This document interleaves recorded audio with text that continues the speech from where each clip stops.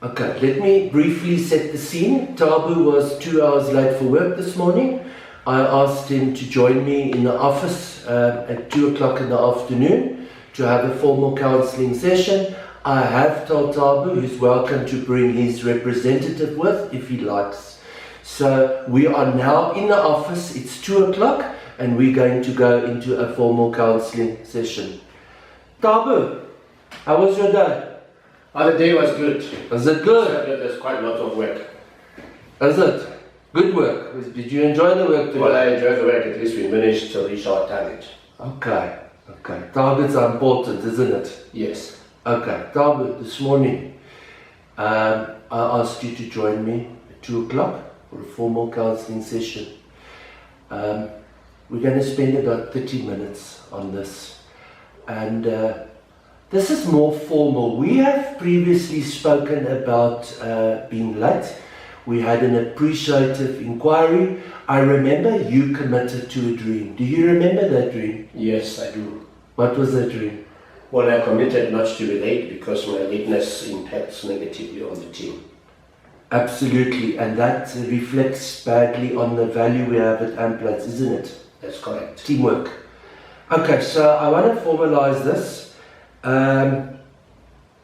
The complaint that we have, the complaint I have against you, is that you were late for work.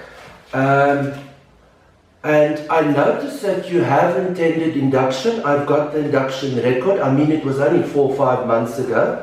The actual rule that you broke, it's rule number 1 in the Amplats behavioral procedure. It's called behavioral standard. It says employees should attend work regularly and punctually. Do you remember that rule? Yes, I remember what was said about lateness, not necessarily the actual rule itself. Okay. And there's actually also another rule. If we go into details in the next year where it speaks about you needing to phone your supervisor if you are going to be late. So what I have here as well, I have the timesheet for this morning, and it's 2 hours. You were late this morning. Are you aware of that? I'm aware of that. Okay. So Tabu, this is your opportunity to tell me what went so badly wrong this morning, especially considering you've got this dream to not impact the team. What went wrong? Well, I left my home at the correct time for me to be at work timelessly. But you don't plan for some of these things, and suddenly I had a car puncture. So I had to attend to the car puncture.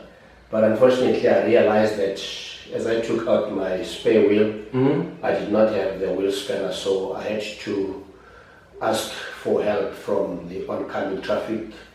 After a while, the taxi guy stopped and helped me out to get the car fixed. Okay.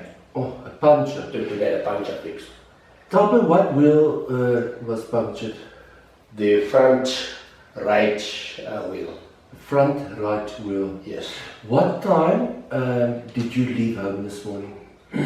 I left home around about 6:15. Just because we start work at 7 o'clock, so I left home at 6:15. It could have taken me about 20 minutes to be at work. And how long did it take you to resolve the puncture? I'm not too sure because I was not keeping track of exactly how much did I spend to do this and to do that. Yes. I think it must have taken me, just for the to resolve the puncture, it must have taken me about 45 minutes. Were you aware at any time that you could actually be late for work? I was trying to beat that. Yes, I knew that I'm going to be late, but I was trying to ensure that, even if I can be late, I must not be too much late. So you are saying you are aware that you could have been late for work? Yes. How did you become aware of that? Because you just said that you did not keep track of time. Well, I've said that if I left home at 6:15, I could have been here at 7:22. Already I realized that time is not on my side. Okay. Remind me what tire it was? The front right wheel. Didn't you say front left just now? No, I said front right. And what was actually wrong with the tire? Did you find the problem? Yeah, I found the problem. There was a nail that pricked my tire. Okay. The roads are full of rubbish, isn't it? Yeah, there are a lot of potholes on these roads. Okay. Okay. Talbot, what is worrying me is that you're 2 hours late for work, and I'm listening to your timing. You know, you told me what time you left, and you told me what you did in the time. Your timing doesn't add up. There's like an hour missing. Are you able to account for the hour? I mean, you were 2 hours late, and if I think what time you left and what you did, there's an hour missing. What happened?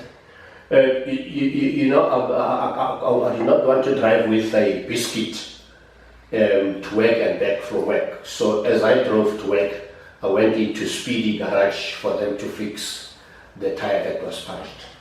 Which Speedy is that? The Speedy around the road on Cop Road here. Yeah, as you turn to the left of the other road, there's some few blocks from there. Okay, okay. And what time did you get there?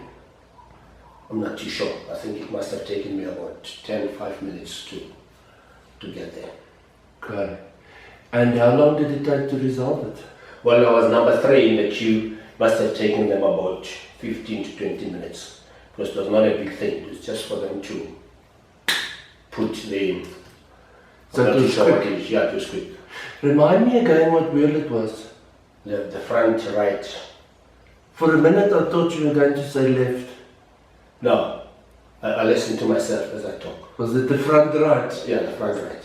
Okay. All right.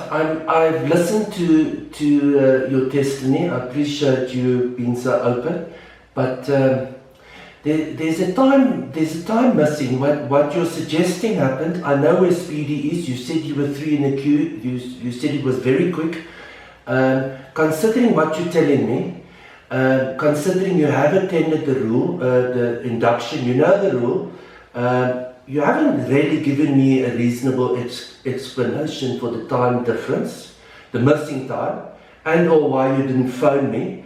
So, I think in all fairness, I'm going to find you guilty of being late this morning, and I think that I need to be issuing you a verbal warning. Okay. All right. That's fine.